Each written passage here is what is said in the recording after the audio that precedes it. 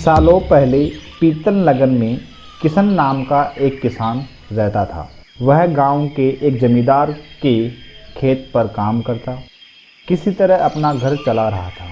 पहले किशन के भी खेत थे, लेकिन उसके पिता के बीमार होने के कारण उसे अपने सारे खेत बेचने पड़े।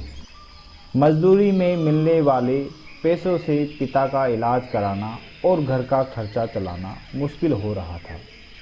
वो हर दिन सोचता कि कैसे घर की स्थिति को बेहतर किया जाए। आज भी इसी सोच के साथ किशन सुबह सुबह जमींदार के खेत पर काम करने के लिए निकला। खुदाई करते समय उसकी कुदाल किसी धातु से टकराई और तेज आवाज़ हुई। किशन के मन में हुआ कि आखिर ऐसा क्या हुआ। उसने तुरंत उस हिस्से को खोदा तो वहाँ एक बड़ा सा पतीला निकला। पतीला देख किशन दुखी हो गया। किशन के मन में हुआ कि ये जेवरात होते तो मेरे घर की हालत थोड़ी सुधर जाती। फिर किशन ने सोचा, चलो अब खाना ही खा लेता हूँ। किशन ने खाना खाने के लिए अपने हाथ कुदाल उस पतीले में फेंक दी और हाथ मुंह धोकर खाना खाने लगा। खाना ख़त्म करने के बाद किशन अपनी कुदाल उठाने के लिए उस पतीले के पास पहुंचा। वहां पहुंचते ही किशन हैरान हो गया। उस पतीले के अंदर एक नहीं बल्कि बहुत सारे कुदाल थे। उसे कुछ समझ में नहीं आया। तभी उसने अपने पास रखी एक टोकरी भी उस पतीले में फेंक दी। वो एक टोकरी भी पतीले के अंदर जाते ही बहुत सारी हो गई। ये सब देख किशन बहुत खुश हुआ और उस जादुई पतीले को अपने साथ घर लेकर चला आया। वो हर दिन उस बर्तन में कुछ औजार डालता और जब वो ज़्यादा हो जाते तब उन्हें बाजार बेचकर आता। ऐसा करते करते घर की हालत सुधरने लगी। उसने इस तरह बहुत पैसा कमाया और अपने पिता का इलाज भी करवा लिया। एक दिन किशन ने कुछ गहने खरीदे और उन्हें भी पतीले में डाल दिया।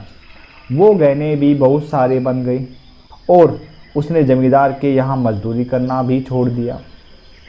किशन को अमीर होते देख जमींदार मोहन किशन पर शक हुआ। वो सीधे किशन के घर पहुँचा। वहाँ जाकर उसने जादुई पतीले के बारे में पता किया।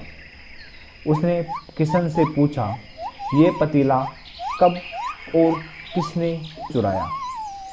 डरी हुई आवाज़ में किशन बोला, साहब ये पतीला मुझे खेत में खुदाई के समय मिला था। मैंने किसी के घर चोरी नहीं की। खेत में खुदाई की बात सुनते ही जमींदार ने कहा, यह पतीला जब मेरे खेत से मिला है तो मेरा ही हुआ।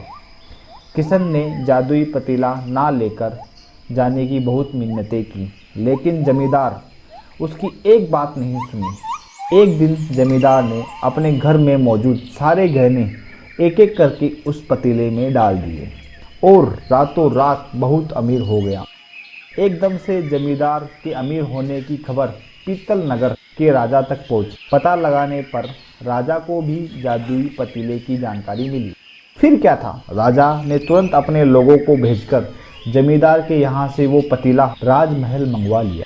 राजमहल में उस जादुई पतीले के पहुँचते ही राजा ने अपने आसपास मौजूद सामान को उसमें डालना शुरू किया। सामान को बढ़ता देख राजा दंग रह गया। राजा खुद उस पतीले में कूद गया और देखते ही देखते उस पतीले से बहुत सारे राजा निकल आए। पतीले से निकला हर राजा बोलता, मैं पीतल नगर का असली राजा, तुम्हें तो इस जादुई पतीले ने बनाया है। ऐसा होते होते सारे राजा आपस में लड़ने लगे और लड़कर मर गए। लड़ाई के दौरान वो जादुई पतीला भी टूट गया। जादुई पतीले के कारण राजमहल में इस समय भयानक लड़ाई के बारे में जब नगर को पता चला और इस बात की जानकारी मिलते ही मजदूर किशन और जमींदार मोहन ने सोचा, अच्छा हुआ कि हमने उस पतीले का इस्तेमाल सही से किया। उस राजा ने अपनी मूर्खता के कारण अपनी जान खो दी। बच्चों, इस कहानी से हमको सीख मिलती है कि मूर्खता का अंत बुरा ही होता है।